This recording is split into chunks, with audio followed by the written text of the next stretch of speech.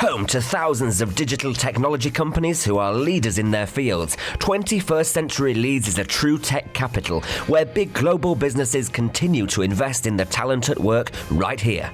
On this edition of Streets of Leeds, we're delving into the little-known history of some of the pioneering scientists from our very own corner of the world, whose work has transformed what we know and given humankind huge advances in some unlikely places. Yes, today we'll be finding out about how everything from electricity to the structure of DNA and even fizzy drinks were all uncovered by innovators from the Leeds region.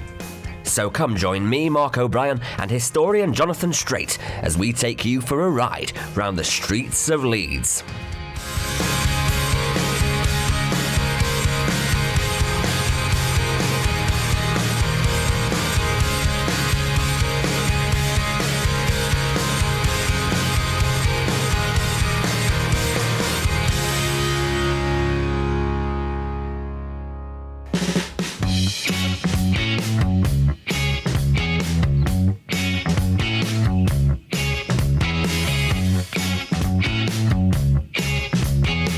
So Jonathan, today we're talking about science and technology. Leeds has actually quite an interesting heritage as a science city, doesn't it?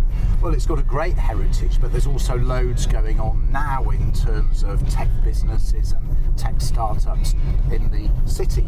And as ever, we're taking a lot of our ideas from the forthcoming book, Cradle of Innovation, edited by Dr. Rachel Unsworth. And to find out more about that, go to cradleofinnovation.org. And of course, we're going to go now to Leeds Bridge. Now, so many of our stories start at Leeds Bridge or around Leeds Bridge, and yet again, we find ourselves in that amazing place. It's been the centrepiece of so much history, so it's only right we go back there now. Absolutely.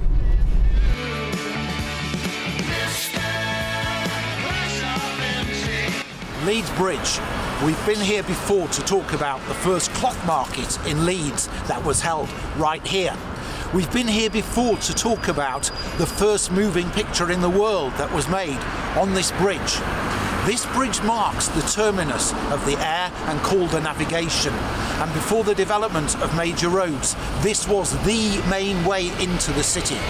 But there's something else that comes into the city right here, and that is the internet.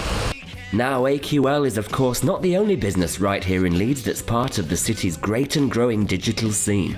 There are hundreds, indeed thousands more, that make this a startup capital. I'm with Professor Adam Beaumont, who is the founder and chief executive of AQL, and their offices are just a stone's throw from Leeds Bridge. Adam, hello. Hello, Jonathan. So Adam, what is it that comes into Leeds at Leeds Bridge? Leeds Bridge is really quite special, and it was the main bridge of the city for a long time. So what comes in, not just transport, but also the internet. So the internet passes through the centre of Leeds, and all the fibre operators that go along the railway tracks, the roads, the electricity networks, they all converge to go across Leeds Bridge. So the reason that we're here is this site is in close proximity to all the fibre operators, and that's allowed them to break out their networks, and it's allowed us to build the main internet exchange for the north of England. And what actually does your business do? So we're a telecoms operator. A lot of what we do is actually mobile messaging. So we do a lot of the messaging that goes from doctor surgeries to patients to remind them of appointments. We do a lot of banking passcodes. We do a lot of delivery reminder text messages to say, don't forget to be in at 3 o'clock. And we also host a lot of telephone numbers. So if you've ever had a call from one of the globe's biggest taxi companies, that's travelled over our network. And we also connect securely remote devices, which is the growing market that they call the Internet of Things. So we connect hundreds of thousands of devices, many in the region, many globally, logistics, healthcare, and also for research. So what does that do for Leeds in terms of running digital businesses in Leeds and the digital future of the city? So most importantly, connecting all the fibre together means we've also connected all the internet service providers together. That creates a competitive marketplace, and the net result of that is it's brought down the cost of raw data and the cost of connectivity to the rest of the world. So now Leeds is on a par with London in terms of its cost of connectivity. In fact, it's on a par with most of the European and international cities. So if you're making a decision, shall I base my business in Leeds, you're certainly at no disadvantage in terms of network capacity or network costs, and you have many other advantages in terms of cost of offices, land prices, a compact city, and a thriving digital ecosystem, which we've helped catalyse. Is that why you based the business in Leeds?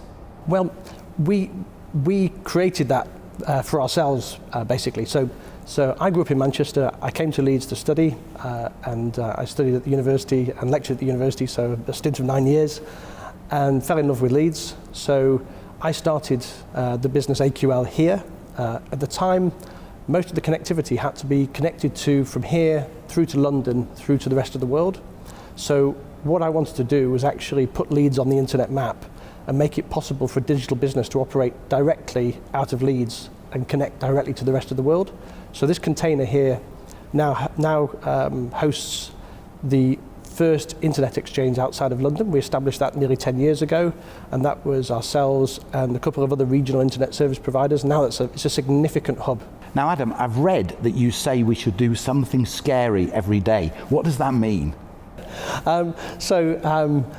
It used to mean, for me, kayaking off waterfalls. Now it means hosting 50 million telephone numbers for many hundreds of thousands of small businesses and many large ones, including some of the largest global brands. So we sit behind the scenes as an engine, and we've got to get that bit right. If we get it wrong, we impact a lot of people. So that's a little bit scary. Adam, thank you very much. Thank you. I've had my fill of summer weather. Please turn off that sun. Jonathan, we've seen already how Leeds' central location has had such an impact on its history, on how it's grown as a transport hub particularly. But that's something that's still true in so many other ways today, isn't it? Yeah, I mean, Leeds is where the internet is, at least in the north. And this persuaded Google to land at Leeds Dock for 6 months, providing trading seminars and mentoring for local businesses. Now that initiative has come to an end, but Leeds is still home to some 300 tech startups, creating something like 28,000 jobs and an unbelievable £688 million of revenue each year to the local economy. Now we know that Montague Burton decided to site his clothing factory in Leeds because that gave him access to the skills he needed to grow his business. And this seems to be repeating itself, with tech startups choosing Leeds, with 3 major universities on the doorstep, lots of bright graduates, and the digital skills that tech startups need to thrive. And of course, Leeds is home to Sky Gaming and Betting. Now, this is not just one of the biggest online bookmakers in the UK, but also one of the city's biggest digital employers with more than 1,000 jobs. And here's a business that uses data and technology to forge a personal relationship with its customers, and there are 2 million of them. Wow. In fact, Sky claim to handle more transactions per second on occasions than Amazon do on Black Friday. That's immense. So whilst the city may be a tech hotspot now, it also has a rich heritage of scientific discovery. Now, William Asbury was persuaded to move to Leeds by a colleague in 1928, and he said he felt he was moving out into the wilderness, but the work he did here in Leeds gave him worldwide renown as one of the fathers of molecular biology. Now, wool was still a big part of the local economy, and Asbury examined the molecular structure of wool using a science called X-ray crystallography. What he found was that the protein fibres in the wool were made up of smaller compounds, a bit like beads threaded onto a wire, and that these shapes could rearrange themselves in different ways. Now, Asbury's research led to ICI developing a new textile made out of the fibre found in monkey nuts, of all things, and this was called Ardil. And it was thought that Ardil would provide an abundant source of fabric to the local industry to switch them away from wool, because the price of wool was going up. Now, Asprey had an overcoat made of Ardil. He was sort of a walking advert for this material, just to show what was possible. But I had other ideas. They thought it was better suited to underwear. Right. But the great British public was not quite ready for pants made out of peanuts. The price of wool fell, and the supply of nuts was not quite as abundant as it was initially thought to be. So that project never got anywhere. But Asprey continued with his research in earnest, and that forged the way for what became the discovery of the structure of DNA. Join us after the break as we find out about the scientists and inventors from our neck of the woods whose innovations have transformed the world, and we meet some of the startups who are part of Leeds' digital scene today.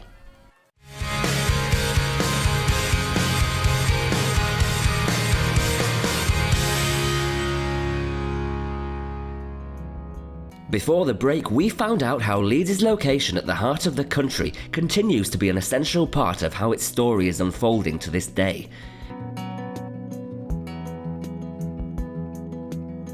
Now it's time to find out about the scientists and inventors of yesteryear who produced innovations that transformed the rest of the world right here in Leeds.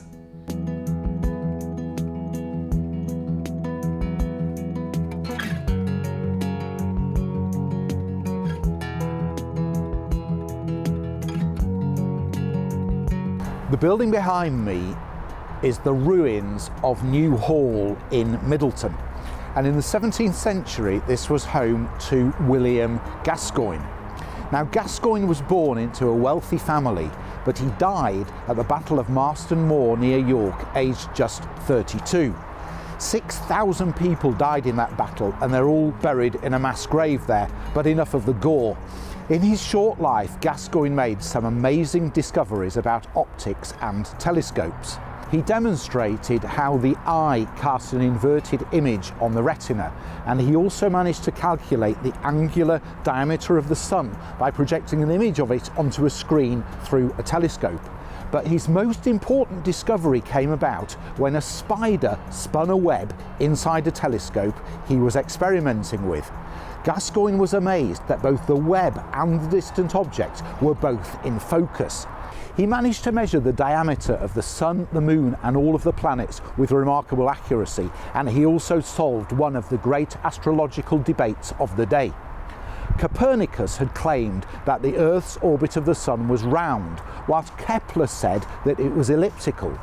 By measuring the diameter of the sun every day for a year, Gascoigne was able to demonstrate that Kepler was in fact correct.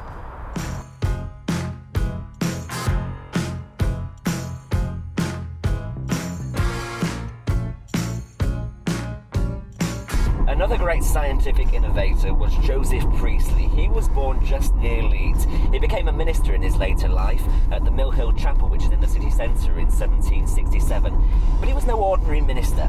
He'd published many books on science in his lifetime, natural philosophy as it was called, and made a lot of experiments into electricity. During his time in Leeds, Priestley actually conducted a series of experiments using mint plants, candles and mice. This led to him discovering oxygen, because he found that living things couldn't survive without a supply of air.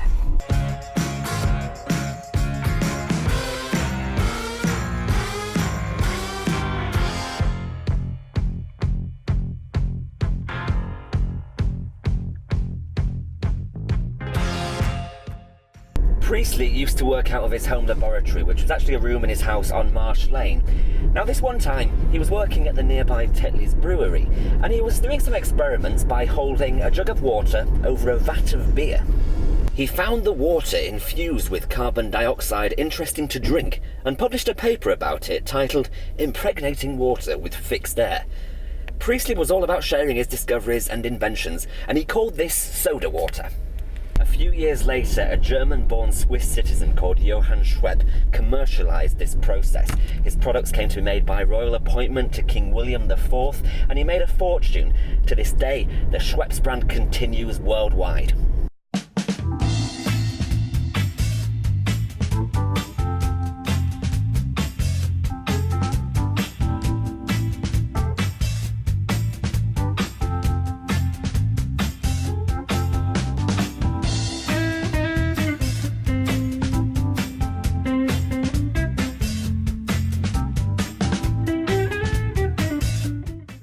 Eirene Mountain was the first female professor of science at the University of Leeds, appointed in 1946. She persuaded the university to invest in its first electron microscope, opening up a whole world of discovery for her research into plant cells. No scientist had looked at plant cells at such magnification before, and this led Mountain to discovering flagellum, cells with appendages which allowed them to move and also detect temperatures and chemicals outside of themselves. She later made another major discovery into how nutrients are stored, transported and packed in cells. These days, the University of Leeds is helping the tech entrepreneurs of tomorrow through its In Technology Enterprise Incubation Programme. So what exactly is Yorkshire Store Online? So the Yorkshire Store Online is an e-commerce platform to help UK manufacturers sell their products directly to Chinese consumers. So it is aimed at helping UK manufacturers grow internationally and export into China in an easy way. And you were studying at the University of Leeds when you started this business, so how does that work? I'm a postgraduate researcher here at the University of Leeds, and I'm studying international supply chains, sustainable supply chains. I attended an Ideas and Practice seminar hosted by the university, where I met a lot of local businesses who were talking about wanting to start exporting their products, especially to China, but they didn't know how to do it. And I thought, I can help you with this. So I took time to go and create this export and sales channel for them. And it works very well with my studies that I'm doing at the same time, because I'm able to directly apply what I'm studying in my PhD to the business immediately. So what sort of support does the university give you? Did they give you to start the business, and do they give you ongoing? From the very beginning, the university has been really supportive of the business. They have given us business coaching, mentorship. They've helped us build our business plan. They helped us find investors. They've given us office space to allow us to run the business right here on the university campus. So it's been tremendous from the beginning. And how important is it to you that the business is based in Leeds? Leeds, being based in Leeds is really important for the Yorkshire Store Online, because it gives us a direct connection to the north of England, which has a lot of heritage making skills for their products. The high quality products in the region are especially what the Chinese consumer are looking for. Being based in Leeds has allowed us to build our network here very easily, much more easily than going to somewhere else. And there's such a strong financial industry here in Leeds that has been really important for the international aspect of the business right from the beginning. And your ambitions for the future? Our ambitions for the future? We would like to challenge Jack Ma in the e-commerce industry. Amazing ambition. Thank you very much.